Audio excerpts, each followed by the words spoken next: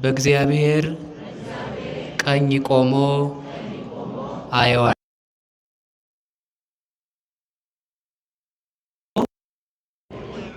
በማን ቀኝ? የማን ልጅ ነው?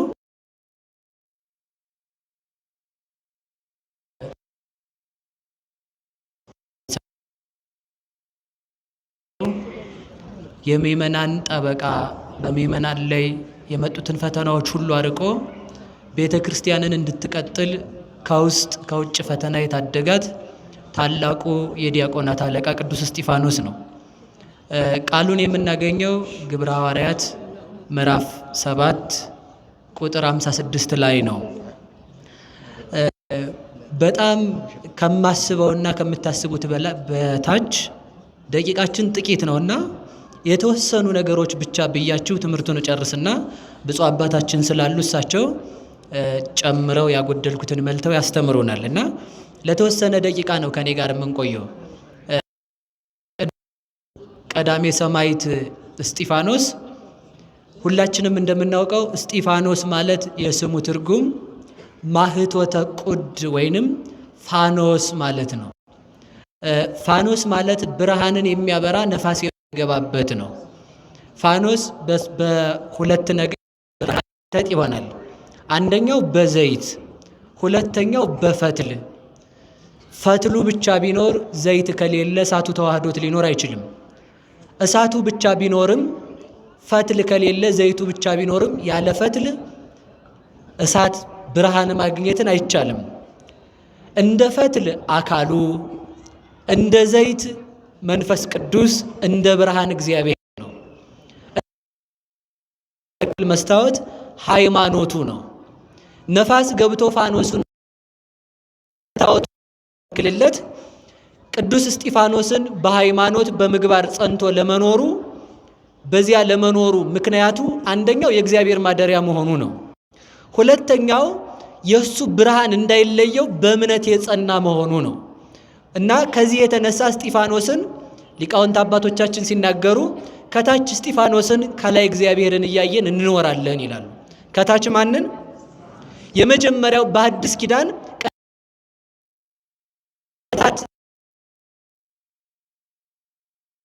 መጀመሪያቸው በአደባባይ ተወግሮ የሞተ ክርስቶስን የመሰከረ ክርስቶስ በተከሰሰበት የተከሰሰ ክርስቶስ ለምእመናን አንድነት እንደሞተ ለምእመናን አንድነት የሞተ ክርስቶስ ኦሪትን ይሽራል ተብሎ እንደተከሰሰ ኦሪትን የሙሴን ሕግ ሽራል ተብሎ የተከሰሰ ክርስቶስ ነፍሱን አባ ማጽ ነፍሴ ወስጠዴከ ክቡር አባት ሆይ ነፍሴን አደራ ላንተ ሰጣለሁ ብሎ እንደሞተ እስጢፋኖስ ደግሞ ቅዱስ እስጢፋኖስ ነፍሱን ለእግዚአብሔር አደራ ሰጥቶ የሞተ ክርስቶስ ስለ ቤተ ክርስቲያን ሲል የሙሴን ሕግ ይሽራል ቤተ ክርስቲያንን በ3 ቀን አፍርሼ እሰራታለሁ ብሏል ተብሎ እንደተከሰሰ ቤተ ክርስቲያናችንን የሚያፈርሳት ክርስቶስን አምላክ ብሎ የሰበከ ብለው ቅዱስ እስጢፋኖስን ወንጅለውታል። የቅዱስ እስጢፋኖስ የሞቱ መጀመሪያም ፍጻሜ ሃይማኖቱ ነው ማለት ነው። የሞቱ መጀመሪያ ምንድነው? ሃይማኖታችን ማን ነው?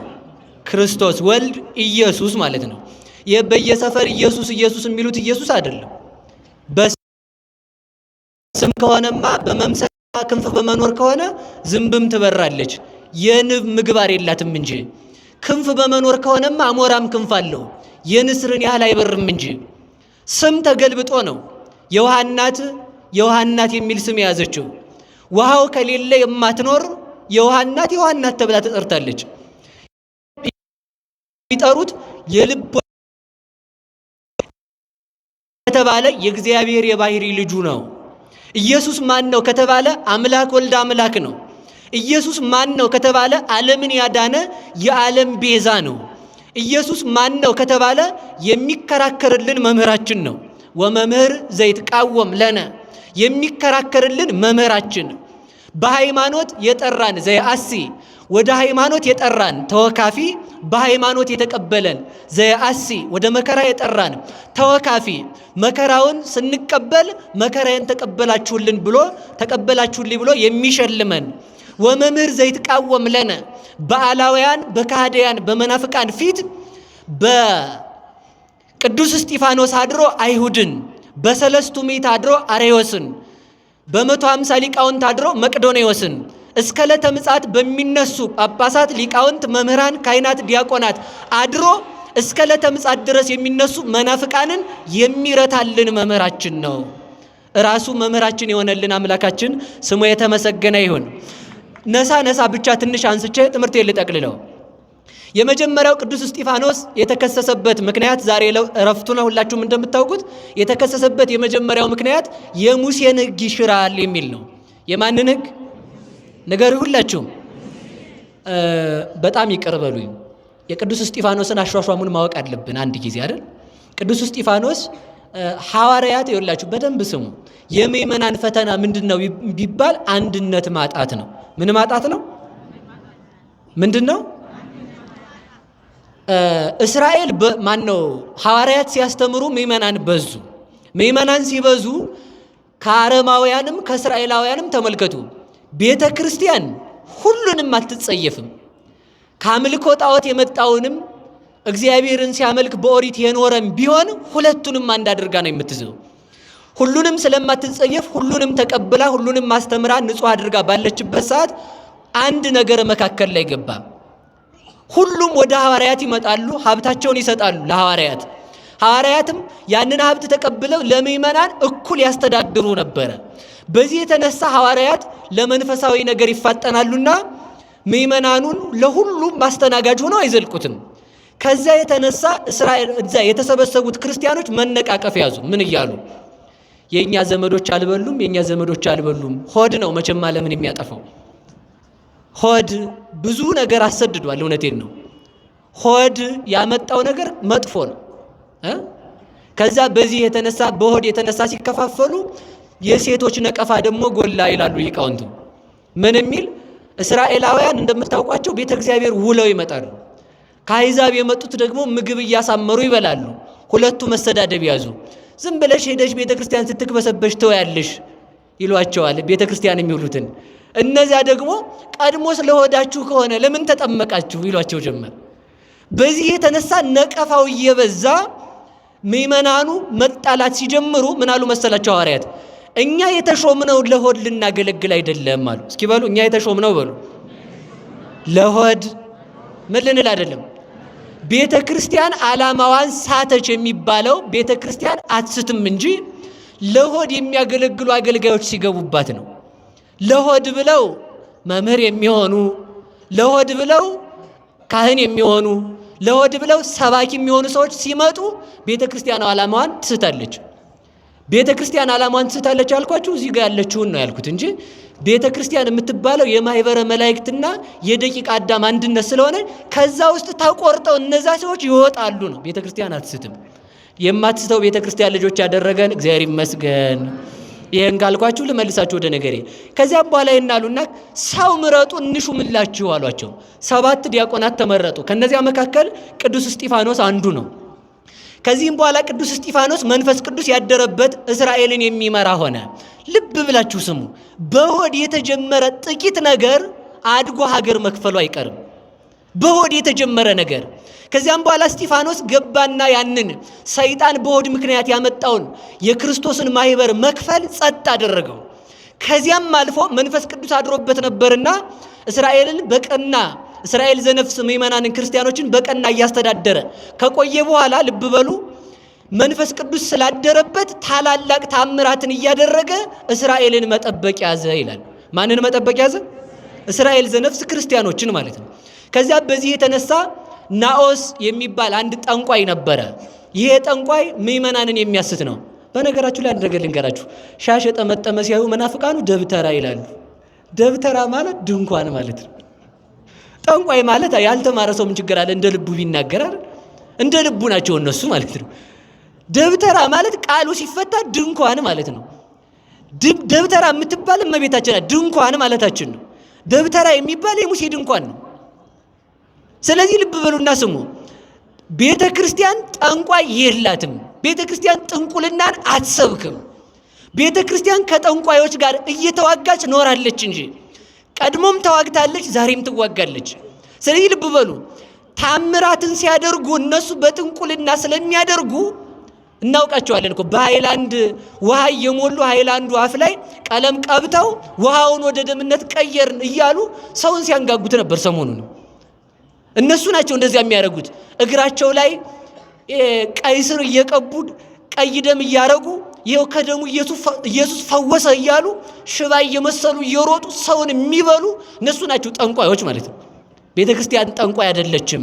የሷ ልጆች ያደረገን እግዚአብሔር ይመስገን። ስለዚህ ተመልከቱ፣ ቆዩ ትምህርት እንዳያቋርጥ ቆዩ እና ስለዚህ ተመልከቱ፣ እንደዚያ እያደረገ ታምራትን አደረገ። ምእመናንን በአንድነት ጠበቃቸው። እግዚአብሔር የምን አምላክ ስለሆነ የአንድነት አምላክ። እስኪ በሉ የአንድነት አምላክ በሉ። በአንድነት እንድንኖር መድኃኔዓለም ይርዳን። በአንድነት ያልኖረን ሰው እግዚአብሔር አያውቀው። ከአካል ሊተርፍ የሚችለው ማን ነው? ራአውን ለተመልከቱ። አካል መናናቅ ከጀመረ ከሰረ። አይን ቅንድብን ከናቀች ከሰረች። ጉድፍ ቢመጣ ማን ይጋርድላታል? አይን ተመልከቱ።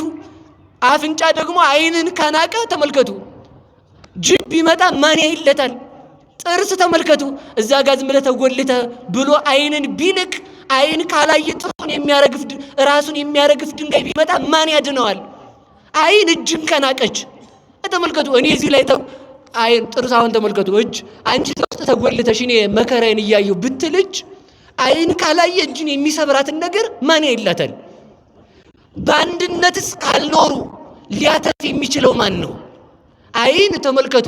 እግርን ከሰደበች እግር አይንን ከሰደበች፣ አፍንጫ ጆሮን ከሰደበ፣ ጆሮ ምላስን ከሰደበ፣ ምላስ ጸጉርን ከሰደበ ማን ነው ሊያመልጥ የሚችለው? ጅብ ይመጣል። አይን ብቻዬን እሄዳለሁ ብትል ሳር ያፈርጣታል። እግር ብቻዬን እንቀረፈፋለሁ ቢል አንዱ እንጨት ነው ብሎ ሊማግደው ይችላል። ጆሮ ተመልከቱ፣ ሳይሰማ ምን አገባኝ ቢል አይን እኔ እየሰማው ነው እንጂ መከራዬን እንግዲህ ከዚህ በኋላ አልሰማም ቢል አይን ጆሮ ካልሰማኒም እተወዋለሁ ብትል ጆሮ ካልሰማ አይን ብቻዋን የምታመጣው ለውጥ የለም። ጅብ ቢመጣ ድምጹን ሰምቶ እንድትሮጥ የሚያረጋት ጆሮ ነው። ስለዚህ እግዚአብሔር የህብረት አምላክ ነው። እስኪ በሉላችሁ እግዚአብሔር በሉ። የህብረት አምላክ ነው። ያለ ህብረት የሚኖር እኔ የእንትና ዘር እኔ የዚህ ሀገር ሰው እያለ የሚደሰኩር ሰው የእግዚአብሔርን መንግስት አያይም። ለምን? እግዚአብሔር የማህበር አምላክ ነው። እነዚህን አስማምቶ አንድ አድርጎ አኑሯል። ላይጠቅም የፈጠረው ፍጥረት የለም። ሁላችንም እንድንጠቅም እንድንተባበር መድኃኔዓለም ይርዳን። ከዚህ የተነሳ ተመልከቱ፣ ያ ጠንቋይ እንደዛ እያለ ሲነሳ ቅዱስ እስጢፋኖስ በነበረበት ዘመን ነው። አንዱን ብቻ አንስቼላችሁ ልሂድ። ከዛ ምን አደረገ መሰላችሁ? ቅዱስ እስጢፋኖስ ታምራትን ሲያደርግ ጠንቋዩ ቀንቶ እኔም ታምር አደርጋለሁ አለ። ቅዱስ እስጢፋኖስ አይነ ስውር ሰው ነበር፣ አይኑን አበራለት። ሽባ ነበር፣ ተረተረው እንዲሰራ አደረገው። ደንቆሮ ነበር፣ እንዲሰማ አደረገው። ይህን ሲያደርግ ተመልከቱ፣ ያኛው ናኦስ የሚባለው ሰውዬ እሱ አይነ ስውር ነው ያበራ። እኔማ ደግሞ ይገርማቸዋል፣ አይነ ስውር ማብራት ሳይሆን በሬውን ለሁለት ከፍለዋለሁ አለችው። ምኑን ለሁለት? በሬውን ሄዶ በጆሮ ቢለው ለሁለት ክፍል አለ። ሚዛን አምጥተው ቢመዝኑት ሁሉም እኩል ሆነ። ሰው ታምር ወዳጅ አይደል? ጎበዝ እንደው ኧረ ተው ጎበዝ ተው። በጣም እኮ ነው መንቃት ያለብህ። ጌታ ምንድነው ያለው? ወዛቲ ታምር ተተለወሙ ለለ ያምኑ በስሜ፣ በስሜ የሚያምኑትን ታምር ይከተላቸዋል አለ እንጂ ታምርን ይከተላሉ አላለም። ክርስቲያን ታምርን ነው እንጂ የሚያስከትለው ታምር አይከተልም። እነንትን አዳራሽ እንዲህ ያለ ታምር ተደረገ፣ ክርስቲያን ታምር መች ይከተላል? ታምር በስሙ የሚያምኑትን ይከተላቸዋል። ስለዚህ ተመልከቱ፣ ምን አለ መሰላችሁ ህዝቡ፣ አረ ታምር የሚያደርግማ ናኦስ ነው እንጂ በናኦስ አምነናል ብሎ ተሳመነ። ቅዱስ እስጢፋኖስ እንዲህ ያለው ናኦስን፣ በሬውን የገደልከውን አስነሳው አለው። አይቻለው። ሰማን። ማጥፋት ይቻላል፣ ማዳን አይቻለውም ጋኔን።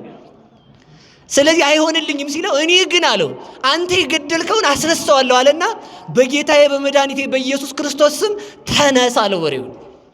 ያ በሬ ተነስቶ ተመልከቱ፣ በሰው ቃል ተጣርቶ ናኦስ ና ቅዱስ እስጢፋኖስ እየጠራ ነው ብሎ ናኦስን በቀንዱ እያባረረ ይዞት ሄደ። አሃ ቅዱስ እስጢፋኖስ በሬውን እንዲናገር አደረገው ሲባል ሊያምህ ነው አይደል? የበለዓም አህያ የተናገረችው የትኛው ትምህርት ቤት ገብታል? ከበለዓም አህያ በሬው ያንሳል እንዴ? የበለዓምን አህያ ያናገረ በቅዱስ እስጢፋኖስ አድሮ በሬው እንዲናገር አደረገው። የዚህን ጊዜ ትክክለኛው አምላክ የቅዱስ እስጢፋኖስ ነው ብለው ወደ እስጢፋኖስ መጡ። የዚያን ጊዜም ተመልከቱ፣ ሸምበቆ አቋምሽ ወዴት ነው ብትባል ነፋስን ጠይቁት አለች አሉ። የዚህ ዘመን አቋሙ ወደ ነፈሰበት ነው። ሁሉም ይነዳዋል ማለት ፖለቲካው ይነዳቸዋል፣ ዘር ይነዳቸዋል፣ ሆድ ይነዳናል፣ ስልጣን ይነዳናል። ጥቅም ፈላጊዎች ለጥቅማቸው ካባ ልብሰው ነው የሚመጡት። ጥቅም ብቻውን አይቆም። ስለዚህ ተመልከቱ፣ እየሰማችሁ ነው? ልጨርስ ነው። እሺ። ከዚያም በኋላ ምን አለ መሰላችሁ? የቅዱስ እስጢፋኖስ አምላክ ነው ትክክለኛው ብለው ሲመጡ ተመልከቱ፣ ቶሎ ጉዴ ሳይገለጥ ወደ ሰማይ ላርግ ነው ልበላል። ከዛ በኋላ ህዝቡን ሰበሰበና አንተ እንዲህ አይነት ነው ስራ፣ አንተ እንዲህ ያለብህ እያለ እንግዲህ እንደ ሰዎቹ ማለት ነው እንደዛ እየተናገረ አጋንንትን ይዛችሁ ይውጡ ወደ ላይ አላቸው። ከዚያ ተመልከቱ፣ ሰው እኮ ሸምበቆ ነው። አሁን በቅዱስ እስጢፋኖስ አምላክ አምኖ ተመልሶ እንደገና አጋንንት ያን ሰውዬ ይዘውት ከፍ ሲሉ ረዳያ ሰውስ ማለት ናውስ አሉ። ተመልከቱ፣ ተመልሰው ማለት ነው። ታምር መከተል ማለት ነው። ታምር መከተል አያስፈልግም። ታምር ነው ክርስቲያንን የሚከተለው። ስለዚህ ተመልከቱ፣ እንደዛ ሲሉ ቅዱስ እስጢፋኖስ ዝም አለ። ኧረ አመለጠ እስጢፋኖስ አሉት። ተውት ከፍ ይበል እባካችሁ አላቸው። ከዚያ በኋላ በስመ አብ ወወልድ ወመንፈስ ቅዱስ አሐዱ አምላክ ሲል ናኦስን የያዙት አጋንንት ተሰብስበው ልም ሲሉ ናኦስ ወርዶ ተንቆጫቁጮ ሞተ ይላል። እንዲህ አድርጎት ምእመናኑን አጸናቸው። የቅዱስ እስጢፋኖስ አምላክ ሁላችንን የሚያጽናን። ከዚያ በኋላ መጨረሻ ላይ ይህን ሰውዬም ቅዱስ እስጢፋኖስ ከሞት አስነስቶታል። ይህ ተአምር የተሰጠው ነው። ከዚህም በኋላ ተመልከቱ፣ በዚህ የቀኑ አይሁድ ቅዱስ እስጢፋኖስን ከሰሱት። ምን አሉት? ነገሩኝ እንጂ በሞቴ ምን ብለው ነው የከሰሱት? የሙሴን ሕግ ይሽራል። በሞቴ አንድ ጊዜ በሉልኝ፣ የሙሴን ሕግ በሉ። አያችሁ ሰው ተንኮሉ ማለት ሙሴን እኮ አያምኑበትም። ለጥቅማቸው ሲሆን ግን አሁን እንደ ዘረኛዎቹ እንደ ዘመናችን ዘረኛዎች ማለት ነው አንቀው የገደሏቸው እነሱ ናቸው። ደግሞ ህዝቡን ለማስነሳት የነገሌ ወገን ብለው ይጠቅሱልናል። እስኪ ተመልከቱ፣ ኢትዮጵያ እስከነ ሚኒስቴሮቿ ላትነሳ የተቀበረችበትን ዘመን አስታውሱ፣ ኃይለ ሥላሴን ዘመን። ከዚያም ተመልከቱ ስንት ደጋግና ስንት ታላላቅ ነገስታትን የገደሏቸው የራሳችን ሰዎች ናቸው። እነሱን ገለው በእነሱ ስም ይፎክራሉ። እንደገና ለጥቅማቸው ሲፈልጉ ማለት ነው። ሙሴን አያምኑበትም፣ በሙሴ ስም ይፎክራሉ። የሙሴን ሕግ አፈረሰ አሉት። ቅዱስ እስጢፋኖስ ምን አላቸው መሰላችሁ? የሙሴን ሕግ ነው ያፈረስኩት አለና እንዲህ አላቸው፣ የአብርሃምን የይስሐቅ የያዕቆብ ልጆች ነን እያሉ ዘር እየቆጠሩ ተመኩ። አሃ ዘር በቆጠራ ከሆነ የአብርሃም ልጆች ከሆናችሁ የይስሐቅ የያዕቆብ የዮሴፍ ልጆች ከሆናችሁ ዮሴፍን የሸጣችሁት እናንተ አይደላችሁ አላቸው። የዮሴፍ ልጆች ነን ካሉ ዮሴፍን ለምን ሸጡት ነው? እየሰማችሁ? ከዚያ ምን አሉ? የሙሴ ሕግ ተሻረ አሉ። ተመልከቱ፣ ሙሴን ተመልከቱ፣ ከሰማይ መና አውርዶ ኤርትራ ባህርን ቢከፍልላቸው ፈርዖን ቢመጣባቸው ሙሴን በድንጋይ ልትወግሩት የተነሳችሁ እናንተው አይደላችሁ አላቸው። ተመልከቱ፣ የሙሴን ሕግ ሻረ ብለው ከሰው ሙሴን አያምኑበትም። የሙሴን ሕግ የምታምኑ ከሆነ ሙሴ ትንቢት የተናገረለትን ክርስቶስን ለምን አላመናችሁም አላቸው። እንደ የሙሴን ሕግ እናምናለን ማለት አያዋጣም። እየሰማችሁ ነው? ሁለተኛ ከዛ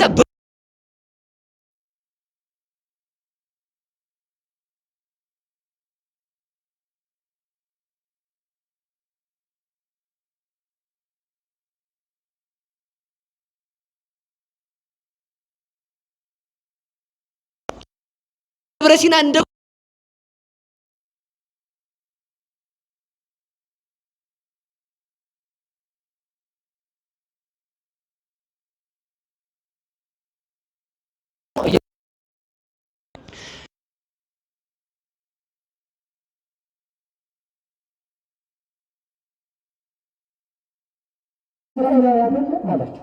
የታሪክ ሞገታቸው በዚህ አልችለው ሲሉ ተመልከቱ። ሁለተኛ ምን አሉት መሰላቸው? እየሰማችሁ ነው? ሁለተኛ ምን የሚል ተናገሩ መሰላቸው? ቤተ መቅደስን ምን ይላል? ያፈርሳል ብለውት ነበር። ይህን ሲሉት ምን አላቸው መሰላችሁ? እግዚአብሔር አላቸው። ይህ ምዕራፍ 7 ሙሉውን አንብቡት። የሐዋርያት ምዕራፍ 7 ለእግዚአብሔር ቤት ልትሰሩለት የምትችሉት የት ነው? ሰሎሞን ቤተ መቅደስን ቢሰራ ለእኔ ቤት ልትሰራ ትችላለህ ብሎታል። እግዚአብሔር በሁሉ የሚኖር አይደለም ወይ ብሎ ይህን መለሰላቸው። ተመልከቱ። ሶስተኛ የመጨረሻ እየሰማችሁ ነው። ጣል ጣል አድርጌ ላንሳ። የመጨረሻ ምንድን ነው?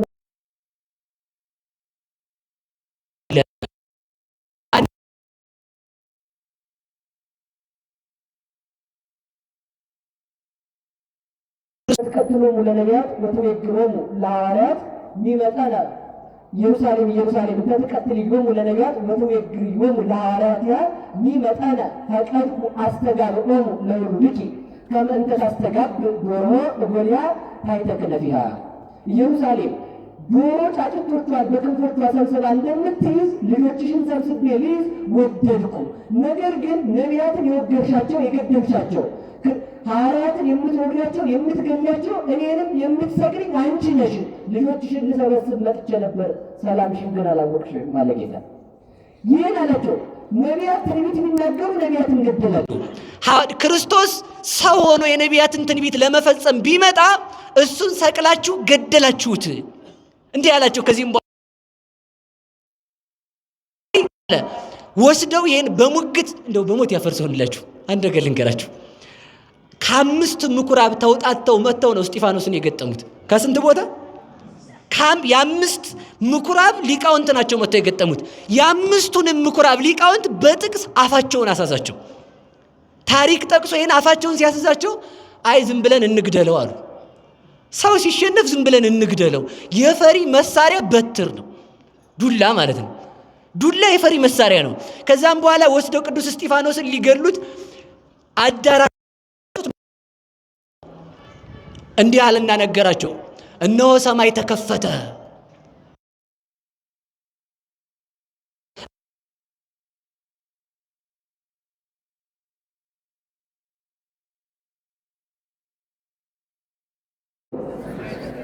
ክርስቶስ በአብ ቀኝ ቆሞ አየሁት።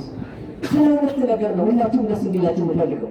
አንደኛው ሁሉም ሰው ድንጋይ አንስቶበት ሳለ ሰማይ ተከፍቶ ክርስቶስ መታየቱ ለምንድን ነው ካላችሁ፣ በሌላ አነጋገር ክርስቶስ ተቀመጠ ይላል ዕብራውያን ምዕራፍ 1 ላይ።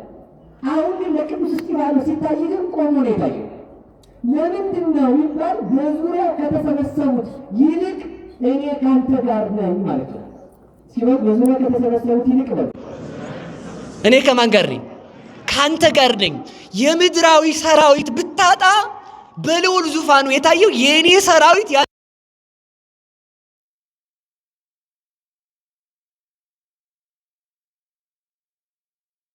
ሲላቸው ክርስቶስንም የሰቀሉት እግዚአብሔር አይደለህም የዮሴፍ ልጅ